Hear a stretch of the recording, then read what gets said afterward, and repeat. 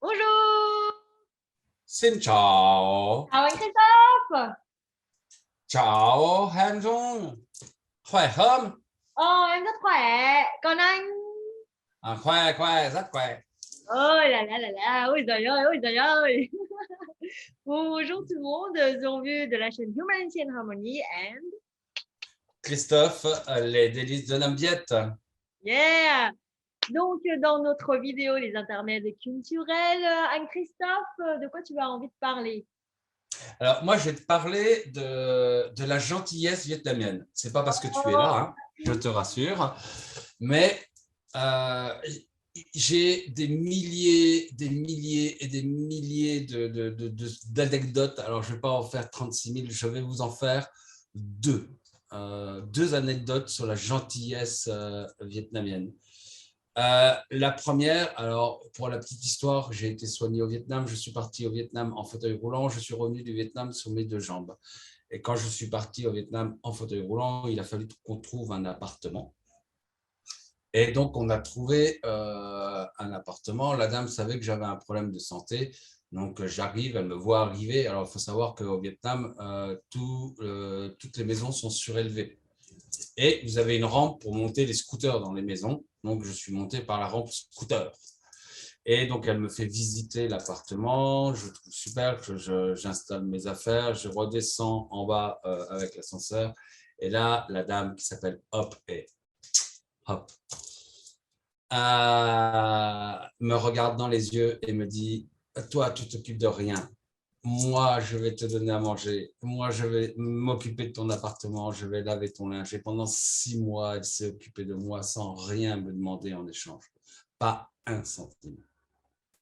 Voilà. Ça, c'est la gentillesse typique des Vietnamiens. Si vous avez un souci au Vietnam, n'hésitez pas à vous rapprocher d'un Vietnamien parce qu'il aura toujours une oreille attentionnée envers vous. Les Vietnamiens font très, très attention aux touristes. Et ça, c'est vraiment, ça fait partie des choses qui sont incroyables. J'ai été soigné au Vietnam, on m'a demandé 0 € pour me soigner. Enfin, c'est des milliers. Il y en a une dernière que je vais vous raconter. Je vais sur la baie d'Along pour signer, pour partir en voyage avec ma femme. On se décide de faire un petit périple sur la baie d'Along entre deux signatures de contrat.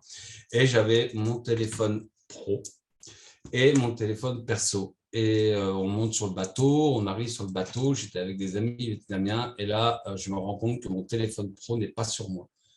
Et j'avais oublié de prendre mon téléphone pro sur le quai. C'est un téléphone qui valait une grande fortune, et surtout qui avait une grande valeur pour moi, puisqu'il y avait toute mon entreprise dessus. Et donc, avec mon téléphone perso, j'appelle tout de suite mon téléphone pro via Messenger. Quelqu'un répond, une vietnamienne. Je passe à mon ami lui explique que c'est mon téléphone et que je l'ai oublié. Et là, la dame lui dit, ne vous inquiétez pas, on garde votre téléphone jusqu'à demain et quand vous viendrez à tel kiosque et je vous rendrai votre téléphone. Chose qui est totalement impensable en France. Si tu oublies ton téléphone sur un banc, je te promets que ton téléphone, tu pourras venir le chercher, il n'existera plus. Voilà, ça c'est vraiment la gentillesse vietnamienne. Et c'est vrai qu'en fait, du coup, là, quand je suis arrivée en France,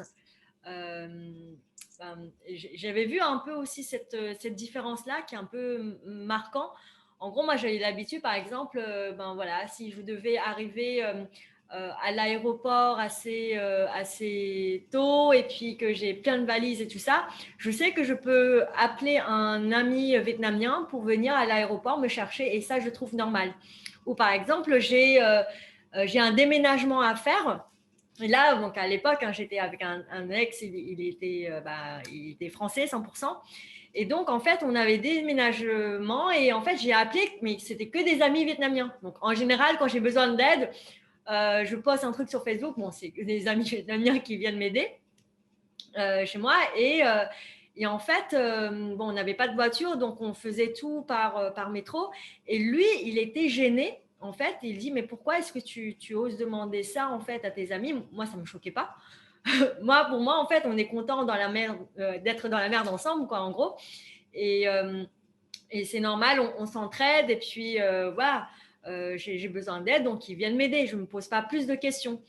Et en fait, c'est au contact en fait avec ce copain français que je prends conscience que en fait, c'est quelque chose qui n'est peut-être pas forcément normal pour tous les Français. Parce qu'il y a aussi des Français qui sont très généreux, très, très gentils aussi. Mais j'ai l'impression, voilà, comme un Christophe, qui a accueilli un Vietnamien chez lui alors qu'il avait besoin d'aide, n'est-ce pas? C'est ça. Mais en fait, je dis toujours, et ça c'est ce que je dis encore beaucoup à beaucoup de gens, quand tu vas au Vietnam, si tu as le moindre souci, va vers un Vietnamien. Quand tu... Voilà, c'est vraiment la qualité vietnamienne. Alors en France, il y a des gens qui sont très très sympas aussi, hein. Voilà, il y a aussi des gens sympas, mais je ne connais pas un hôtel qui dirait, en voyant une personne handicapée, vous inquiétez pas, on va s'occuper de vous. Je ne vais pas partir, abandonner mon téléphone et le retrouver le lendemain. C'est des choses qui sont vraiment typiquement, voilà. J'ai vu, je me rappellerai toujours, une dame qui avait fait tomber ses clés dans un égout de Hanoï, tu sais, dans les grosses plaques d'égout. Et donc, elle était affolée, elle pleurait et tout. Et là, en fait, tu avais des scooters Grab. Alors, les scooters Grab, c'est les taxis, hein, c'est les taxis au Vietnam. Et tu as 5-6 scooters Grab qui se sont arrêtés et qui ont ouvert. Et il y en a un qui est descendu dans l'égout pour récupérer les clés. Voilà. Ça, c'est typiquement vietnamien. L'entraide est permanente. Et c'est pour ça d'ailleurs qu'au Vietnam, on dit, y a pas de pronom tu ou voilà, c'est toujours frère, grand frère, petit frère ou petite sœur, grande sœur. Voilà. Yes, très très belle anecdote et merci aussi de relever ça parce que on ne se rend pas forcément compte en fait. Parfois, ça peut paraître évident. Et du coup, quand je suis arrivée en France, j'ai découvert cette possibilité de dire non si ça t'emmerde, en gros. Non, tu dis pas non, tu dis oui. Je dis, oui. C'est ça. Mais en gros, voilà, c'est ce qui fait. Alors, après, il y a aussi d'autres côtés, hein, c'est-à-dire qu'on a cette habitude, du coup, de tout observer aussi et de voir où est-ce que l'autre a besoin d'aide. Mais ça peut paraître trop intimidant, rentrer trop dans l'intimité par rapport à la culture française ou d'un Français. Et donc, en fait, moi, j'ai cette habitude aussi, tiens, l'autre, il a besoin d'aide, alors qu'est-ce que je pourrais faire? Attends, je vais t'emmener là-bas ou je vais dire ça à quelqu'un. Bon, voilà. Et en fait, les choses peuvent se faire rapidement, sauf que si la personne, elle n'a pas cette habitude-là, elle va se dire, mais qu'est-ce qu'elle veut de moi? C'est exactement ça. Alors pour Hélène, ça a été très perturbant parce que effectivement, elle disait les Vietnamiens sont trop gentils. C'était sa phrase avec Hélène quand elle y était pour la première fois. Ça l'avait énormément surpris, choqué, et même un petit choc culturel, hein, parce qu'elle disait mais pourquoi elle avait du mal à avoir cette générosité des Vietnamiens comme quelque chose de normal pour elle. Quand on est en France, oui, effectivement, on va aider quelqu'un, voilà, quelqu'un qui crève sur la route, et encore maintenant, ça c'est de moins en moins, mais quelqu'un qui crève sur la route, on s'arrête pour voir s'il a besoin d'un coup de main ou des choses comme ça. Mais au Vietnam, c'est naturel et on fait surtout très attention à toi. Et c'est pas parce que tu es étranger, c'est parce que tu es un être humain. Et en ces temps de guerre, ça, c'est plutôt bon. Voilà, tout à fait. Bon, du coup, si vous avez aimé cette vidéo et que vous posez plus de questions, rendez-vous le 27 mars de 11h à midi pour un live intermède culturel sur la chaîne Humanity and Harmony qui est là. Et toutes les informations sont dans la description de cette vidéo. Et... Oui. Ah, oui. Et naturellement, sur la chaîne Les Délices de Limbiette, le 21 mars, où pendant à peu près 1 heure, Zong va pouvoir répondre à toutes vos questions sur les cours de Zong, mais aussi si vous avez des questions culturelles. N'hésitez pas à nous les poser. On sera heureux de vous répondre. Je sais que vous posez beaucoup de questions sur les cours de Zong. Voilà. Donc, n'hésitez pas à les envoyer par Messenger. Si vous avez déjà des questions, on les note et on les transmettra à Zong pour qu'elle puisse répondre. Voilà. Merci Zong. Không có gì, de rien. Ou avec plaisir.